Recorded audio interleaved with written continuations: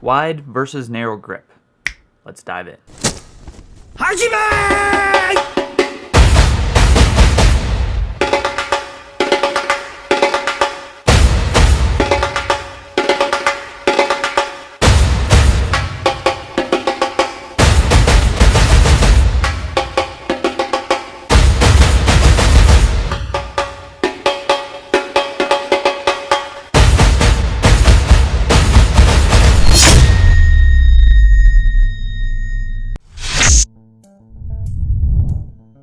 First, before we begin this pole vault vlog, I would like to give a big congratulations to Derek Miles for getting a bronze medal at the Olympics in 2008.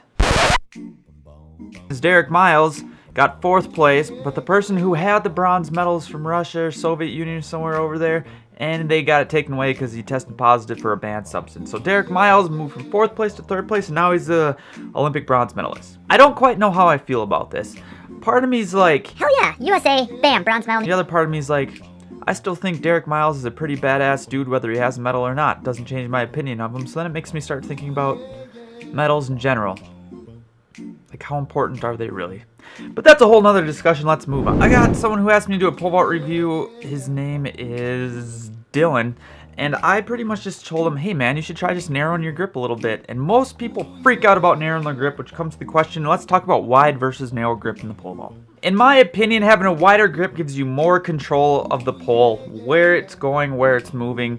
But on the other end of it, if you have too much control of the pole, then you don't really have a good swing and you can't get it inverted and you're losing a bunch of energy because your tricky bottom arm is doing too much of the work. Don't get me wrong, I've done both. I've been going through a bunch of old pole vault videos I have, and I had a narrow grip where my arm was like this, and I've had a wide grip where it was like that. But the trick is it's balance. And there's a really good example of Scott Houston doing this, and he put a picture on his Instagram, and he showed a one-arm drill, same one I used to do, that your top arm does the majority of the work.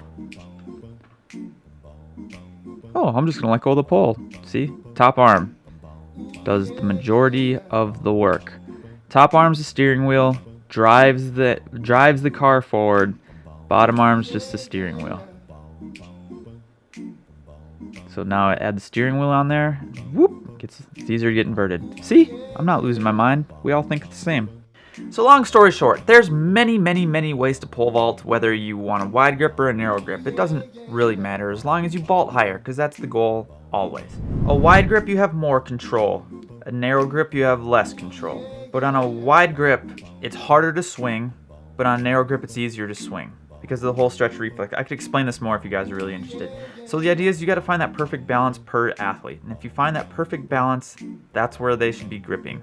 You know, I've seen elite athletes with really wide grips and their swing suffers a little bit, but I've also seen like old videos of Bubka where it looked like his hands were touching together and he had a phenomenal swing. So, and then as you watch Bubka, he kind of widened it out as it went because his swing was good. And as long as he kept the swing with more control, that's the perfect balance. There's like a legit balance you need to have, or else the pole vault doesn't work. And as you guys are probably very aware of, when the pole vault doesn't work, it's kind of a pain in the ass. Alright, I want to apologize first and foremost because I said I would review this video like 3 weeks ago and I totally got lost in the shuffle. Where are you? Oh, there you are. Nice, dude.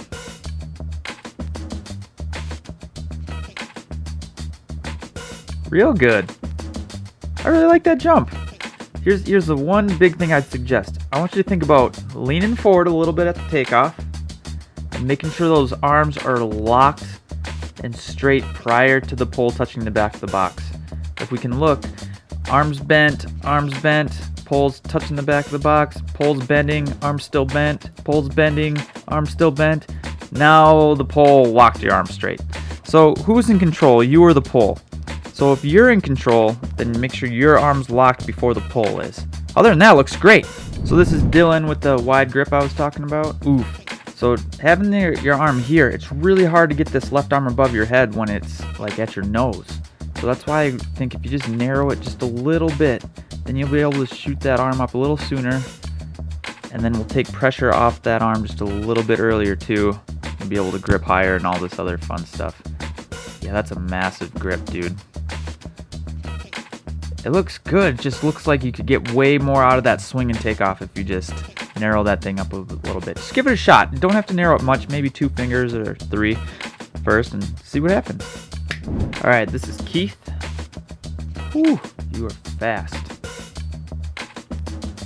Real good. Holy, so fast I need to slow this thing down a bit.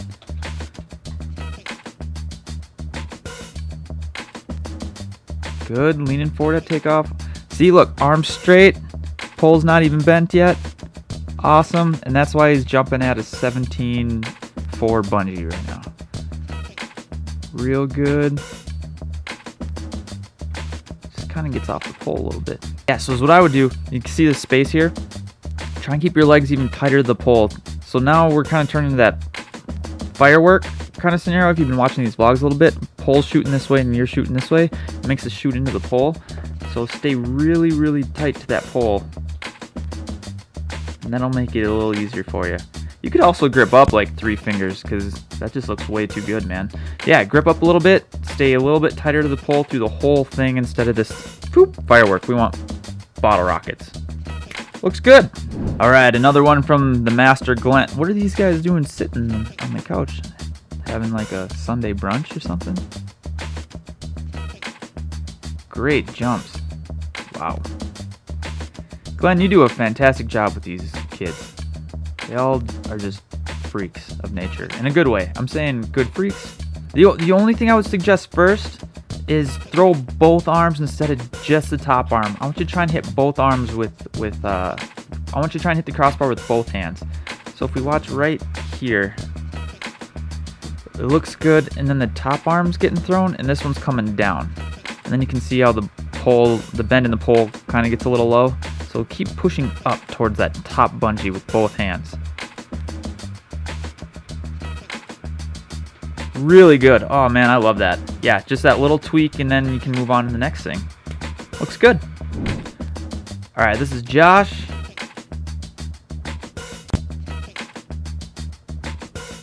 Wow, really good. Slow this thing down. Yeah, man, just like the last video. So just think about throwing that bottom arm up towards the crossbar too. You can push two arm. If you push with 2 arms, they're stronger than 1 arm, right? Or 1 arm, not 10. There's only 1 finger here. 1 arm. Direct where you want the energy to go. So push the pole forward with both hands and not down towards your leg. You know, everything is going up. And then, yeah, I mean, you're already blowing that thing up, but then you'll really blow it up. It looks great. All these videos are great. Thanks for sending them to me. So if I missed a few of your videos, I'm really sorry, but the rules kind of state send them to my email, so I'm getting them on Instagram and Facebook and all over the place, and it's hard to keep track of them because they're just all over the place. So please send them to shawn.francis19@gmail.com, and I will try and get at least, I know I did 5 this week, but I'm going to stick with 4. I start coaching at Flight Deck Athletics this Sunday, so if you guys want to work with me, sign up. I'll just go to flightdeckathletics.com and you can come hang out with me. I'll be there for the next 3 Sundays and a bunch of Sundays after that. I'm trying to make it to the pole vault summit. I'm contacting, let's just say I'm working on trying to get to the pole vault summit. So if you guys think that's a good idea, let me know, and then we can hang out a little bit. That'll be fun. That's about it. Thanks for leaving your questions. If I didn't answer a question, leave them in the YouTube comments, because then I can answer questions even better. So with that said, life's meant to be experienced, and curiosity will get you there. See you tomorrow. I've done both. I jumped 17.9 was my highest jump with that super narrow grip, and I jumped 18.2.5 with a wider grip. You can jump high both ways. The narrow grip totally destroyed my shoulder because I'd get rocked here more, and I think that's one of the reasons why my shoulder got so screwed up. But the wider grip hurt this shoulder because sometimes I get jammed. So you gotta have a combination, and balance is key.